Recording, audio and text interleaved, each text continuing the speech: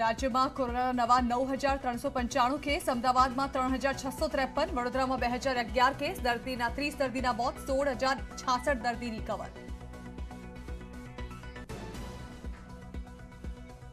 પ્રધાનમંત્રી નરેન્દ્ર મોદી ઉત્તર પ્રદેશમાં આજે પહેલી વર્ચ્યુઅલ રેલી યોજશે. 5 જિલ્લાની 21 વિધાનસભામાં આયોજન. 98 જગ્યાએથી 49,000 કરતાં પણ વધુ લોકો વર્ચ્યુઅલી જોડાશે.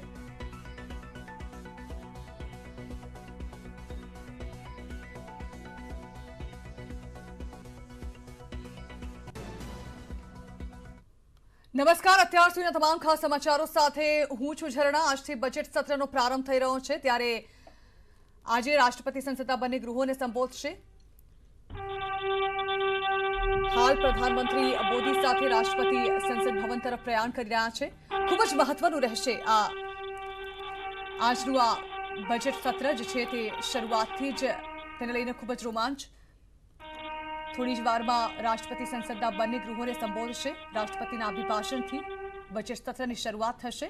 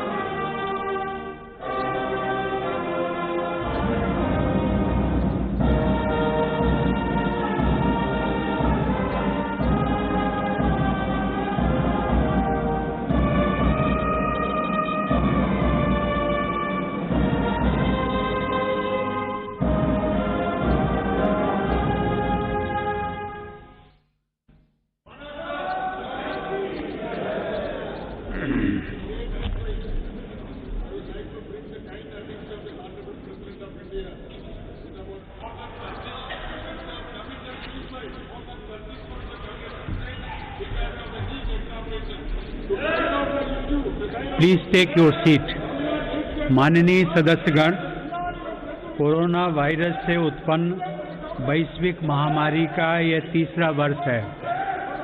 इस दौरान हमने भारत के लोगों की लोकतांत्रिक मूल्यों में अगाध आस्था, अनुशासन और कर्तव्यपरायणता को और मजबूत होते देखा है.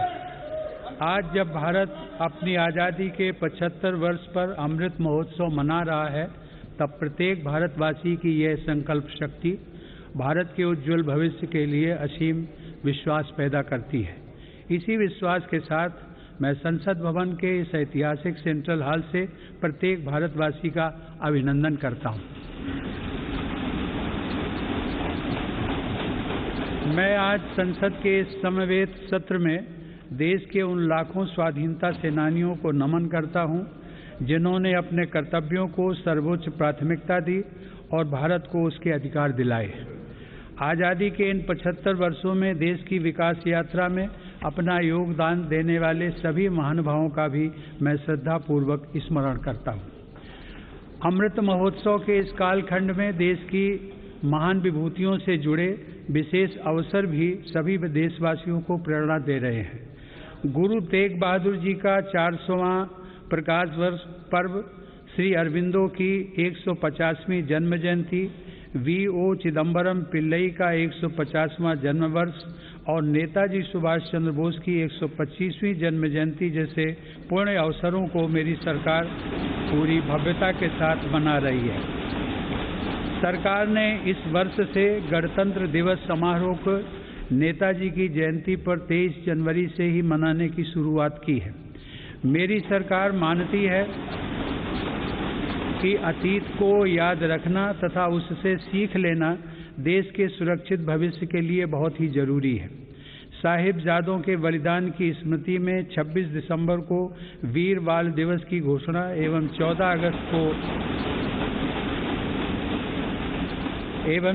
अगस्त को विभाजन विभीषिका स्मृति दिवस इसी सोच का परिचायक है।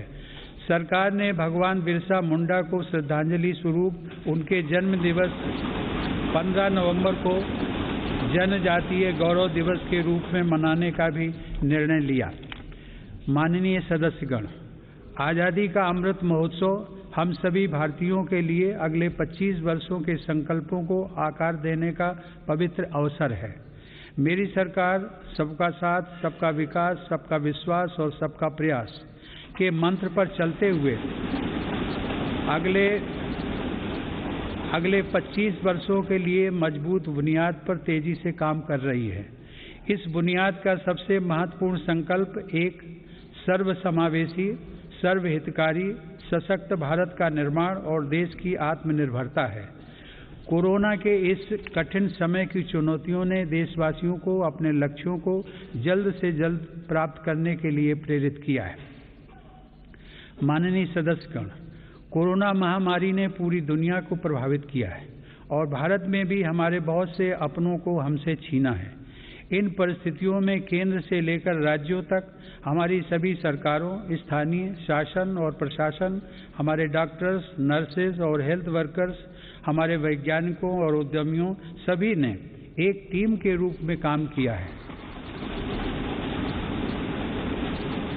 सरकार और नागरिकों के बीच यह परस्पर विश्वास, समन्वय और सहयोग लोकतंत्र की ताकत का अभूतपूर्व उदाहरण है। इसके लिए मैं देश के प्रत्येक हेल्थ और फ्रंट लाइन वर्कर का, हर देशवासी का अभिनंदन करता हूं।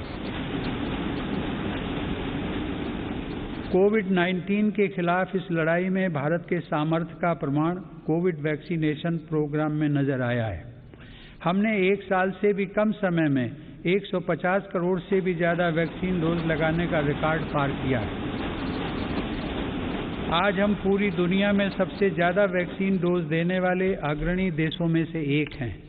इस अभियान की सफलता ने देश को एक ऐसा रक्षा कवच दिया है जिससे हमारे नागरिकों की सुरक्षा भी बढ़ी है और उनका मनोबल भी बढ़ा है। आज देश में 90% से अधिक वयस्क नागरिकों को टीके की 1 डोज मिल चुकी है, जबकि 70% से अधिक लोग दोनों डोज ले चुके हैं। हर घर दस्तक अभियान के माध्यम से सरकार बाकी लोगों तक भी पहुंच रही है। इसी माह वैक्सीनेशन प्रोग्राम में 15 से 18 वर्ष तक के किशोर किशोरियों को भी शामिल किया गया है। साथ ही फ्रंट लाइन वर्कर्स और बीमारियों से ग्रस्त वरिष्ठ नागरिकों के लिए प्रिकॉशनरी डोज की भी शुरुआत की गई है। अब तक देश में कुल 8 वैक्सीन्स को इमरजेंसी यूज के लिए स्वीकृत मिल चुकी है। भारत में बन रही 3 वैक्सीन्स को विश्व स्वास्थ्य संगठन की तरफ से आपात स्थिति में उपयोग की मंजूरी भी मिली है। भारत में बन रही ये वैक्सीन्स पूरी दुनिया को महामारी से मुक्त कराने और करोड़ों लोगों का जीवन बचाने में अहम भूमिका निभा रही है। माननीय सदस्यगण, कोरोना महामारी से निपटने के लिए हमारे देश के प्रयास केवल तात्कालिक चुनौतियों तक सीमित नहीं है। इसीलिए मेरी सरकार ऐसे दूरदर्शी समाधान तैयार कर रही है जो भविष्य के लिए भी प्रभावी और उपयोगी रहें। सरकार द्वारा 64,000 करोड़ रुपए की लागत से शुरू किया गया प्रधानमंत्री Ayushman Bharat health infrastructure mission इसका एक सराहनीय उदाहरण है। इससे न केवल वर्तमान की स्वास्थ्य संबंधी जरूरतों को पूरा करने में मदद मिलेगी, बल्कि आने वाले संकटों के लिए भी देश को तैयार किया जा सकेगा। मेरी सरकार की संवेदनशील नीतियों के कारण देश में अब स्वास्थ्य सेवाएं जन साधारण तक आसानी से पहुंच रही हैं। 80,000 से अधिक हेल्थ एंड वेलनेस सेंटर्स और करोड़ों की संख्या में जारी आयुष्मान भारत कार्ड से गरीबों को इलाज में बहुत मदद मिली है। सरकार ने 8,000 से अधिक जन औषधि केंद्रों के माध्यम से कम कीमत पर दवाइयां उपलब्ध कराकर इलाज पर होने वाले खर्च को कम किया है। सुलभ और सुगम स्वास्थ्य सेवाओं के लिए उठाया गया आयुष्मान भारत डिजिटल मिशन भी एक बड़ा कदम है। माननीय सदस्यगण, कोरोना काल में भारतीय फार्मा सेक्टर ने भी अपनी श्रेष्ठता को साबित किया है। वर्तमान समय में भारतीय फार्मा कंपनियों के उत्पाद 180 से ज़्यादा देशों में पहुंच रहे हैं। लेकिन इस क्षेत्र में भारत के लिए संभावनाएं कहीं अधिक व्यापक हैं। फार्मा इंडस्ट्री के लिए मेरी सरकार द्वारा घोषित PLI स्कीम से इन संभावनाओं को विस्तार मिलेगा और रिसर्च को भी गति मिलेगी। सरकार द्वारा किए गए प्रयासों के परिणाम स्वरूप योग, आयुर्वेद एवं पारंपरिक चिकित्सा पद्धतियों की लोकप्रियता लगातार बढ़ रही है। वर्ष 2014 में देश से 6,600 करोड़ रुपए के आयुष उत्पादों का निर्यात होता था, जो आज बढ़कर 11,000 करोड़ रुपए से अधिक हो गया है। दुनिया के सबसे पहले WHO global centre of traditional medicine की स्थापना भी भारत में होने जा रही है। माननीय सदस्यगण, हमारे संविधान के मुख्य शिल्पी बाबा साहब डॉक्टर भीमराव आम्बेडकर ने कहा था कि मेरा आदर्श एक ऐसा समाज होगा जो स्वाधीनता, समानता और भाईचारे पर आधारित हो। प्रजातंत्र सरकार का एक स्वरूप मात्र नहीं है। प्रजातंत्र का मूल है अपने साथियों के प्रति आदर और सम्मान की भावना। बाबा साहब के इन आदर्शों को मेरी सरकार अपने लिए ध्येय वाक्य मानती है। मेरी सरकार की आस्था अंत्योदय के मूल मंत्र में है, जिसमें सामाजिक न्याय भी हो, समानता भी हो, सम्मान भी हो और समान अवसर भी हो। इसीलिए आज सरकार की नीतियों में गांव, गरीब, पिछड़े, अनुसूचित जाति एवं जनजातियों को सर्वोच्च प्राथमिकता दी जा रही है। हाल के वर्षों में पद्म पुरस्कारों के चयन में भारत की यह भावना भली भांति झलकती है। विविधता से भरे भारत में देश के कोने कोने में समर्पित जीवन जीने वाले लोग राष्ट्र सेवा में जुटे हुए हैं। उनमें भारत की शक्ति के दर्शन होते हैं।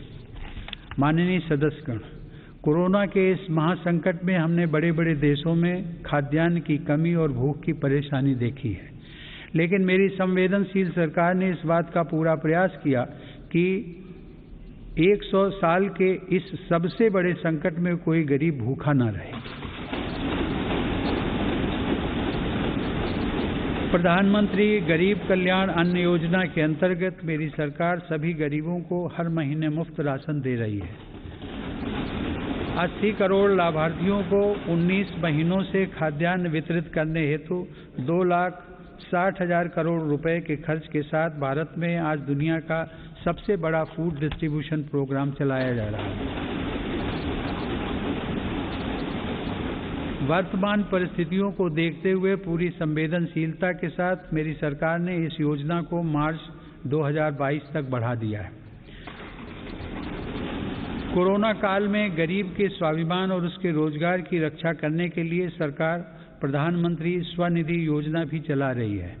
यह योजना हमारे रेहड़ी पटरी वाले भाइयों बहनों के लिए बहुत सहायक सिद्ध हो रही है। इस योजना के तहत अब तक 28 लाख रेहड़ी पटरी वालों को 2900 करोड़ रुपए से ज्यादा की धनराशि जारी की गई। सरकार अब इन स्ट्रीट वेंडर्स को ऑनलाइन फूड डिलीवरी करने वाली कंपनियों के साथ भी जोड़ रही है। श्रमिकों के हितों की रक्षा के लिए सरकार ने ई-श्रम पोर्टल भी शुरू किया है, जिससे अब तक 23 करोड़ से अधिक श्रमिक जुड़ चुके हैं। जनधन आधार मोबाइल अर्थात जैम ट्रिनिटी को मेरी सरकार ने जिस तरह नागरिक सशक्तिकरण से जोड़ा है, उसका प्रभाव भी हम लगातार देख रहे हैं। 44 करोड़ से अधिक गरीब देशवासियों के बैंकिंग सिस्टम से जुड़ने के कारण महामारी के दौरान करोड़ों लाभार्थियों को सीधे कैश ट्रांसफर का लाभ मिला है। डिजिटल इंडिया और डिजिटल इकोनॉमी के बढ़ते प्रसार के संदर्भ में देश के यूपीआई प्लेटफॉर्म की सफलता के लिए भी मैं सरकार के विजन की प्रशंसा करूंगा। दिसंबर 2021 में देश में 8 लाख करोड़ रुपए से ज्यादा का लेन देन यूपीआई के माध्यम से हुआ है। यह इस बात का उदाहरण है कि हमारे देश में जन सामान्य द्वारा बदलाव और तकनीक को बहुत तेजी से अपनाया जा रहा है। माननीय सदस्यगण, मेरी सरकार मूलभूत सुविधाओं को गरीब के सशक्तिकरण और गरीब की गरिमा बढ़ाने का माध्यम मानती है। पिछले वर्षों के अनवरत प्रयासों से